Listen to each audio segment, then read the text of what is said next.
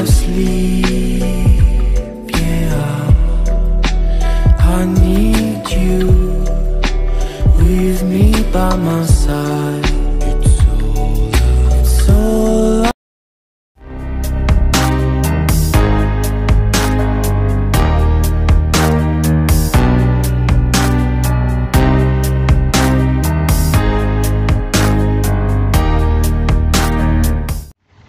Assalamualaikum kawan-kawan, kembali lagi dengan saya di channel Zulanda Safwan.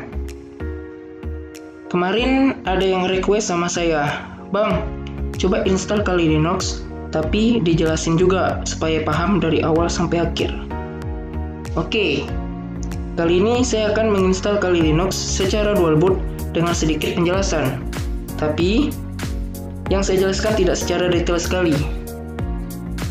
Oke, sebelum kita melanjutkan penginstalan Kali Linux secara dual boot, yang harus Anda siapkan ialah flash disk.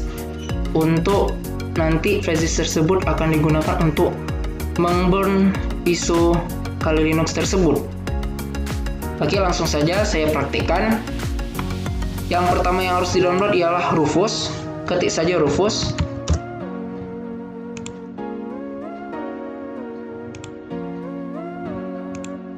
Jika sudah berhasil download, langsung saja dibuka.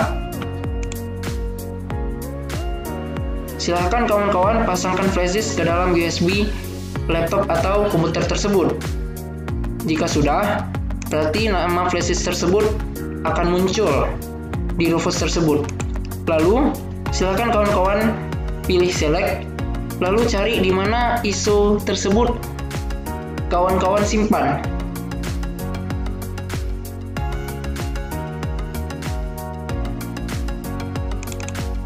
Lalu pilih. Setelah ISO tersebut terbaca, lalu di sini ada pilihan yaitu partition scheme, yang dimana pilihannya itu ada MBR dan GPT. Kemarin banyak yang nanya, gimana bang cara lihat laptop kita MBR atau GPT? Lihatnya mudah. Silakan kawan-kawan klik icon Windows tersebut, tapi dengan cara klik kanan, lalu disk manajemen. Setelah itu, klik kanan di sini, lalu properties. Setelah itu volume. Di sini bisa kawan-kawan lihat bahwa laptop yang saya pakai itu partitionnya ialah GPT atau with partition table. Jika kawan-kawan sudah tahu partitionnya, silakan di Rufus tersebut pilih sesuai.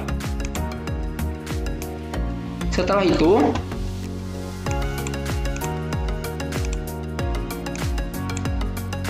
silakan kawan-kawan pilih start, lalu pilih yang write in DD image mode, lalu OK. Di sini membutuhkan sedikit waktu, jadi tunggu saja ya kawan-kawan. Tapi di video ini akan saya cepatin.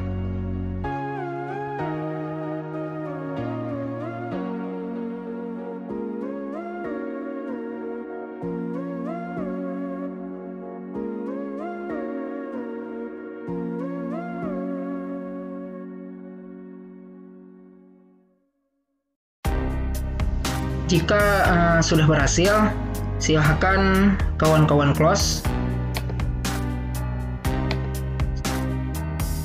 Sebelum kita melanjutkan instalasi Kali Linux, kawan-kawan harus terlebih dahulu membagi partisi, yang nantinya partisi tersebut untuk bagian di Kali Linux. Gimana sih cara membagi partisi itu? Ya, cara membagi partisi itu ialah lewat disk manajemen. Silahkan kawan-kawan masuk ke disk manajemen. Lalu kawan-kawan memilih dia di antara C atau D, atau bisa pilih yang dimana ukurannya yang paling besar. Bisa dilihat ukuran di D saya itu lebih besar dari yang C. Jadi saya membagi partisi itu di D dengan cara klik kanan lalu shrink volume. Kawan-kawan bisa mengisi seberapa yang kawan-kawan inginkan.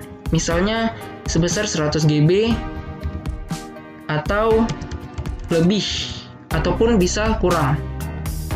Karena saya sudah membagi, jadi saya tidak akan bagi lagi.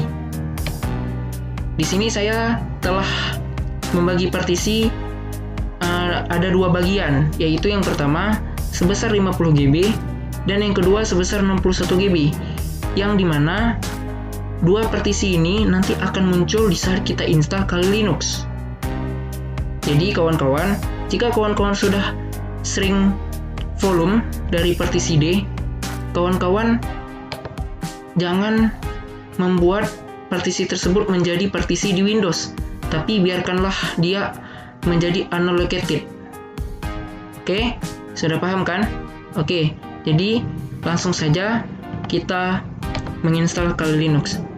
Silahkan kawan-kawan mengrestart laptop atau PC kawan-kawan tersebut. Silahkan Anda mengrestart laptop atau PC teman-teman sekalian. Setelah kita mengrestart laptop atau PC teman-teman sekalian, silahkan kawan-kawan masuk ke sistem BIOS atau boot option menu.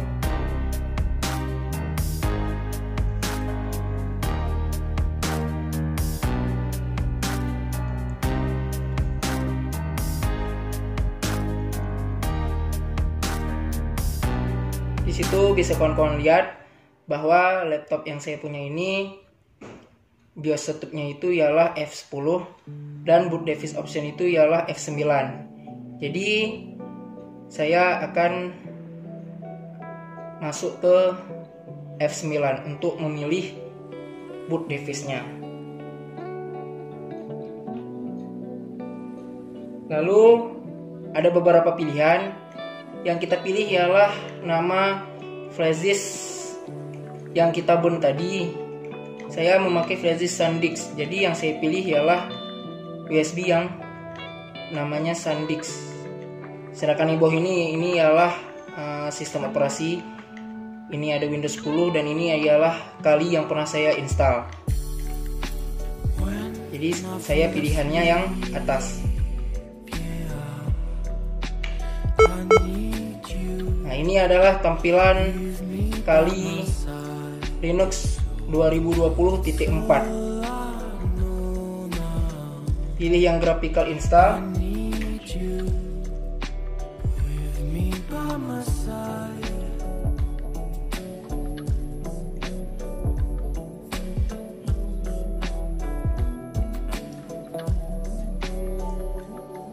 Ini berarti kita sudah masuk ke tempat instalasi Kali Linux tersebut.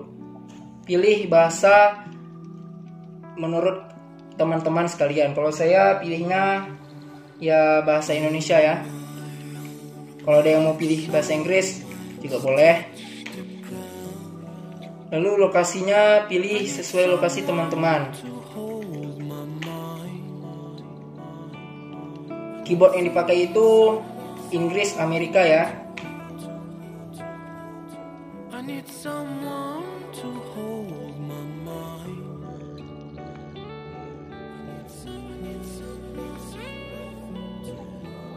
Masalah perangkat keras jaringan, biasanya ada laptop yang ketika kita install Kali, dia sudah muncul pilihan jaringannya, yaitu pilihannya ada ETH0 dan WLAN 0. Tapi ada beberapa laptop yang jaringannya itu tidak terdeteksi. Ini solusi bagi yang tidak ada jaringan. Kalian install Kali Linux menggunakan kabelan atau kabel dari HP. Kenapa begitu? Karena jika kalian pakai kabel dari HP atau kabelan, nanti otomatis jaringannya itu akan terinstall sendiri dan dia akan mengatur jaringan dengan DHCP sendiri. Jadi dia langsung otomatis masuk jaringannya. Jadi kita nggak perlu pilih-pilih lagi. Itu solusi bagi yang tidak muncul jaringannya. Tapi jika install Kali Linux muncul pilihan seperti WLAN 0 dan ETH0, berarti kalian installnya tidak perlu pakai kabel. Ini solusi yang tidak muncul jaringannya. lebih baik kalian menggunakan kabel supaya nanti pas berhasil install Kali, kalian tinggal mengupdate dan mengupgrade Kali Linux. Jadi kalian tidak usah memikirkan gimana nih nggak ada jaringan kok. Nah, jadi dengan memakai kabel kalian otomatis jaringan kalian sudah ada. Tetapi ada beberapa yang tidak muncul juga, itu nanti akan diupdate secara otomatis di Kalinya. Oke, nama hostnya terserah sih. Ini bisa taruh nama kalian, bisa taruh nama Kalinya juga boleh. Ini saya taruhnya namanya Kali. Nama domain dikosongin saja. Lalu buat nama pengguna. Oke. Kalau kata sandi sih menurut saya yang mudah saja dan yang mudah diingat.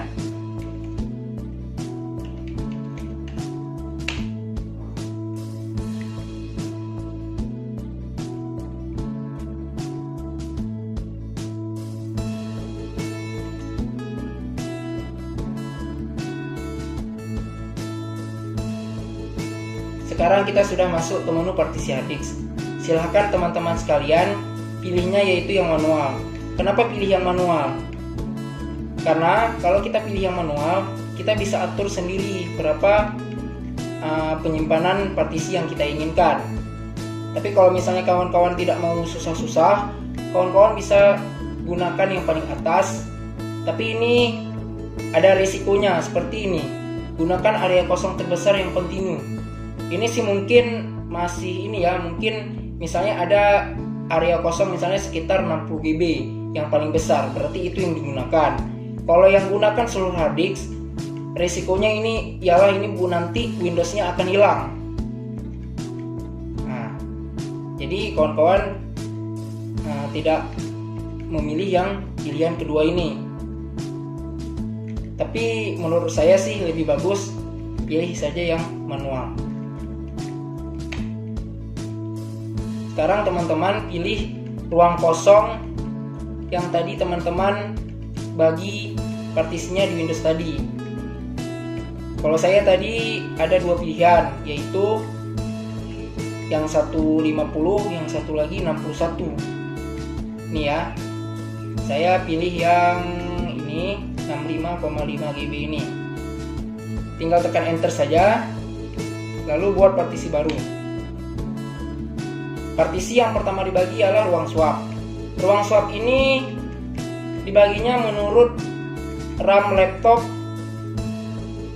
dikali 2. Misalnya RAM laptop teman-teman ialah 4 GB, berarti dikali 2 menjadi 8. Tetapi jika misalnya teman-teman membagi partisi untuk Linux itu sedikit, tidak banyak, misalnya sebesar 30 GB, jadi ruang swap ini teman-teman bagi tidak usah dikali 2, tapi bagi saja menurut RAM laptop teman-teman sekalian. Tapi karena saya ukurannya untuk Linux ini sebesar 65,5 GB, jadi saya ruang swap ini saya kalikan 2. Jadi RAM laptop saya kan 4 dikali 2 jadi 8. Lalu enter. Buat di akhir, sistem berkas berjurnal extension 4 ini ubah menjadi ruang swap. Lalu selesai menyusun partisi.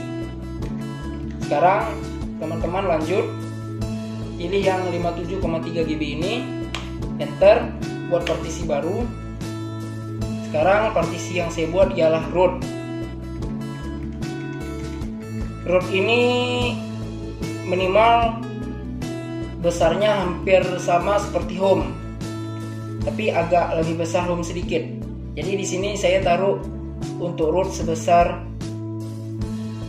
25,3 GB. Taruh di awal. Ini sudah root ya. Nah, lalu selesai menyusun partisi. Lalu pilih lagi yang ruang kosong, buat partisi baru. Sekarang saya buat partisi untuk boot. Saya biasanya buat boot itu sebesar 1 GB saja, tidak besar ya. Lalu enter, taruh di awal. Titik kaitnya ini ubah ke boot. Selesai menyusun partisi. Silakan kawan-kawan pilih yang ruang kosong ini, buat partisi baru. Biasanya ada satu partisi yang harus dibuat, yaitu partisi sistem EV. Tapi di sini saya tidak buat karena banyak yang nanya, "Bang, kegunaan partisi sistem EV itu apa sih?" Jadi kalau misalnya teman-teman sekalian belum paham untuk apa kegunaan partisi sistem EV, jadi kawan-kawan tidak usah buat partisi tersebut. Jadi yang teman-teman buat ialah hanya partisi swap, root, boot, sama home. Oke, enter saja. Ini ubah ke home ya. Oke, ini biarkan saja, tidak usah diubah.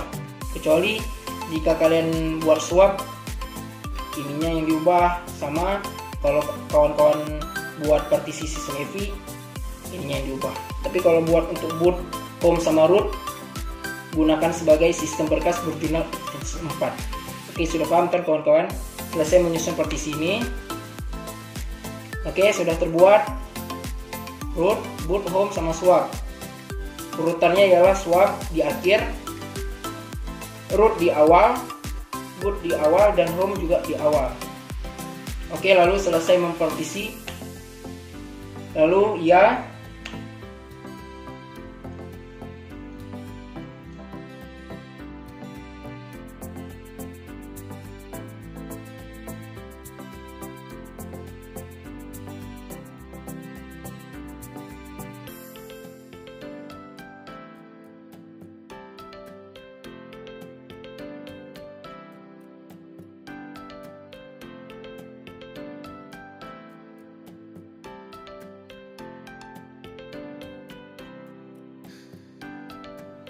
kita sudah masuk ke pemilihan perangkat lunak. Silakan teman-teman tidak usah menceklis yang lain lagi. Jadi langsung lanjut saja.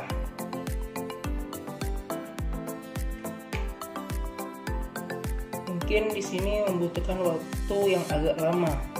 Jadi di video ini akan saya cepatin.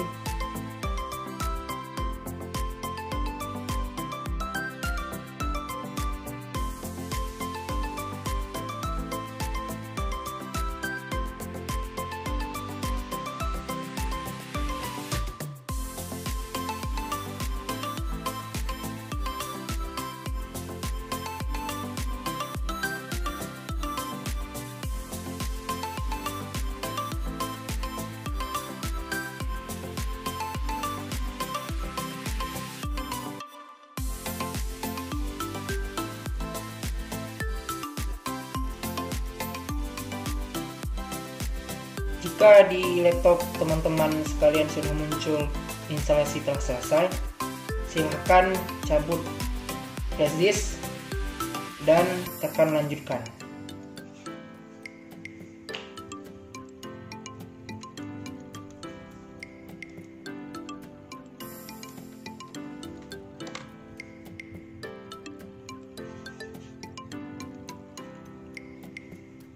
Ini ialah tampilan grup bootloadernya. Ini adalah Kali Linux yang baru kita install. Ini ialah Windows 10 dan ini ialah Kali Linux punya saya yang terdahulu, yaitu 2019. Ya sih, saya di sini bukan dual boot lagi, tapi sudah triple boot. Tapi saya menjelaskannya untuk dual boot. Mungkin untuk 3 boot akan saya jelaskan di lain waktu. Oke, masuk ke kalinya.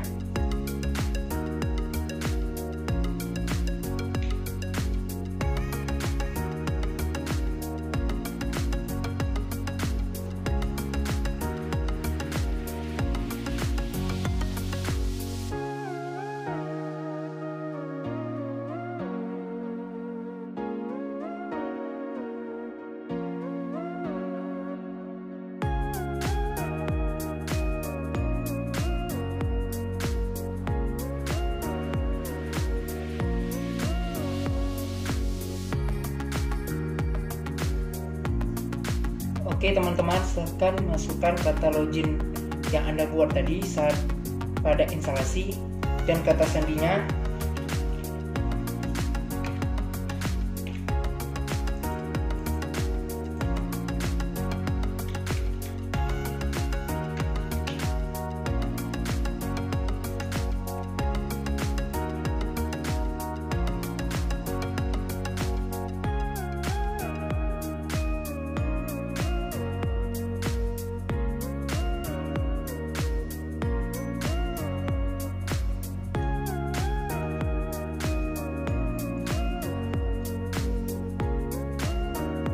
Oke teman-teman, kita telah berhasil install Kali Linux-nya.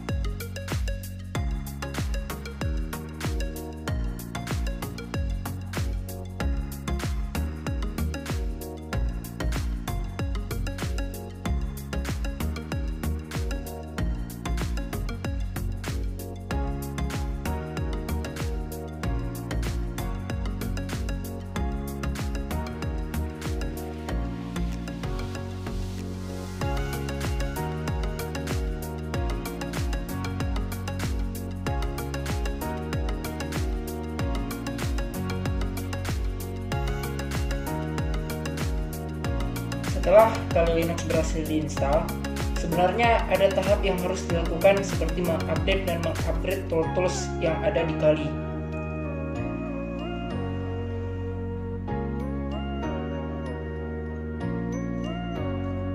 Tapi di video ini saya hanya membuat cara menginstal Kali Linux-nya saja. Mungkin di lain waktu akan saya buatkan video tentang update dan upgrade tool-tool di Kali Linux. Jadi, jangan lupa subscribe channel ini ya, teman-teman. Sekarang mari kita balik ke Windows 10 dengan cara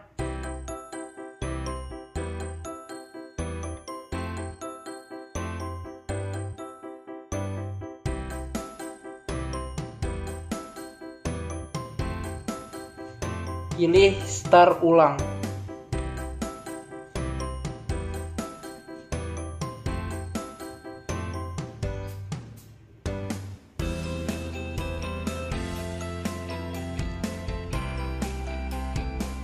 Masuk ke Windows 10.